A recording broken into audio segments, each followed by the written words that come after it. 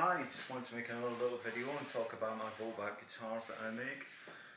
This body here is the one I've been working on, and these are the sides that I demonstrated starting to bend. And you can see from the images that I've placed at the beginning of this video that there's 3 staves starting to be built up on the back. Now, you'll see sticks coming down, and they're clamping the staves down onto the internal mould, and that is actually stopping them from riding up when I clamp them in from the sides. And you'll see that I have some screws basically stuck into the internal mould, and then wedges, small wooden wedges, put in between the screw and the stave, pushing them together. I have to start with the centre one, and that is just clamped down with the actual go bar press and the go bar sticks, and they're glued onto the head and tail block, which you may have seen on the previous video, the video I demonstrated some of the bending of the sides. These have to be built up one at a time, one stage at a time, but I always have to keep the pressure equal on both sides so that there's no riding over. So these staves have all been finished now, and you may see in the second image for this film that the edges of this come over quite a bit. This is because when I scrape with the cabinet scraper, I don't want to round off this edge. So if I keep this proud round, then I get a nice uniform shape going right around here. Now, all of this has been carved down, and it's one thing that people don't quite realise is that the actual making of this instrument is not a million miles away from producing an arch top. It's basically all has to be carved. These staves, I make them quite thick, they're sometimes up to 4mm thick, so that when I round them off and shape them, then that actually ends up being about 2.5mm thick, about the thickness of a standard guitar back. But with this being shaped, think of it as an egg. It's very, very strong. So it doesn't need internal bracing at all. So basically, I carve all this down, shape it, and then I have to do it inside as well with the smaller scraper. And so again, it is more or less carved into shape. Probably my best tool that I use is a cabinet scraper. I don't use any abrasive papers anymore, really. Softwoods are better. I use some abrasives for softwoods because they just work better. But mainly, my main tool for any part of guitar making, whether it's carving a neck or shaping the body or anything like that, is probably my cabinet scraper. And one thing, if you're learning to make guitars or you want to make guitars, one of the best things you can learn is to actually sharpen one of these properly. Just do a quick little demo for that actually. I didn't intend on doing this, but I guess I could do this. One good thing I do, you don't have to do this, but I round off the edges of the cabinet scraper so that it doesn't dig in anywhere. Now, the edge of this has to be flattened, and I use a sharpening stone. I use all wet stones. I don't use any oil stones. It's always Japanese water stones I use. And I use a square, which I would have to... I use a tri-square on the stone, and I flatten it off exactly onto the stone. So this edge is perfect, and then I flatten it off this way as well.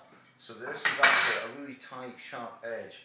And what you have to do is use a burnisher like this. It's just a round bar, and you place it on the edge of your work surface, and you rub like this at a slight angle over the edge of this actual cabinet scraper. And you do this on both sides, on both edges. And then what you do is you place it into the actual, any vise you've got. I have a woodworking vise and I have a metalworking vise. Metalworking vices are pretty good for this. And then what you do is you use this and you hold it perpendicularly to the actual scraper, and you just gently, very gently rub like that.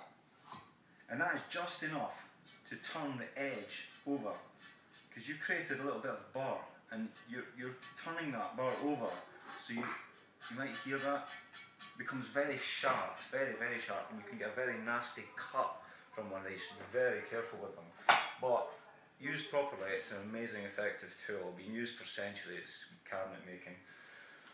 Basically, I'll do a little drawing here. What is happening, being magnified, is that when you actually rub over on the cabinet scraper, you end up pushing over a slight edge, kind of like this.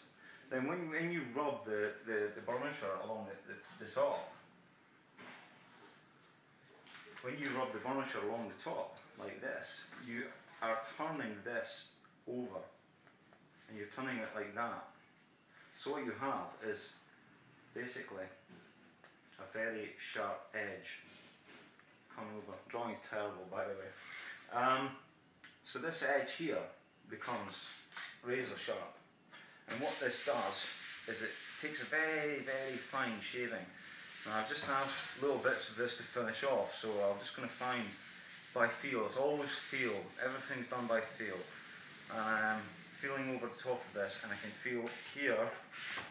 Up this up. I have a piece of wood screwed into the bottom of the mould so that it's held solid, and then in the clamp.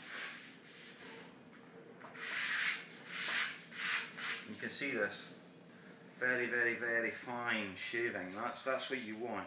If you start getting dust, then you need to resharpen. So that's me just enough there. You've always got to keep it moving. Don't stagger it. And when you have a figured wood, which this is actually figured, it's plain Spanish walnut. You have to turn the scraper, because if you catch the actual flames, it's a short grain and it staggers and it judders. So you'll get like a juddering effect on the actual instrument. You don't want that at all. So you have to angle it quite considerably sometimes, but always go in a different direction than the actual grain of the flame. So that's that.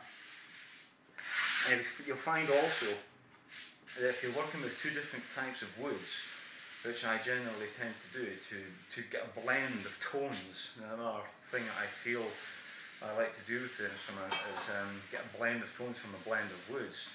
Again, not everybody would agree with that. In fact, people completely rubbish it. But it works for me. I quite like doing that, so I think it works, and I'll continue to do it. One of the issues with that is that you've got different densities of wood, different hardnesses of woods. So what happens is when you're scraping these, the tendency, in this case is cherry and walnut, the tendency is to take away the cherry more than the walnut. So you have to be very careful of that and keep feeling it. And I can feel here slightly that I've taken away more of the cherry than I have the walnut. So I have to carefully, again, going across the flame, I have to carefully take a bit of that away until it comes back down to the same level. So that there is getting pretty good. I've got a couple of little bits to do, I guess, but it's time consuming. I couldn't do a video of the whole process of building all this up because it's just far too time consuming. All this here has all been cut back just using chisels and planes and scraper. I've got to shape that round. The inside I've done quite a bit as well. I still have to do more. This strap clamp, great for holding it together, and it just keeps the mould in shape, because wood moves, it constantly moves. Even if you've got your controlled environment, you can't control it to the exact 1% of humidity. It's practically impossible. So it will move until you get it all into a solid shape. This is a nice tight fit, as you can see. And that's the inside, it's all been done. I've still got to go a little bit more. Then the next step is to actually make all the tantalons that I put around the edge. I don't make solid linings, because if you can imagine, it'd be impossible to put solid lining all the way around there because of the shape. And the shape isn't uniform. It changes, the curve changes all the way around the actual guitar. Therefore, each tantalon, I've made up a whole load of these here. each tantalum has to be shaped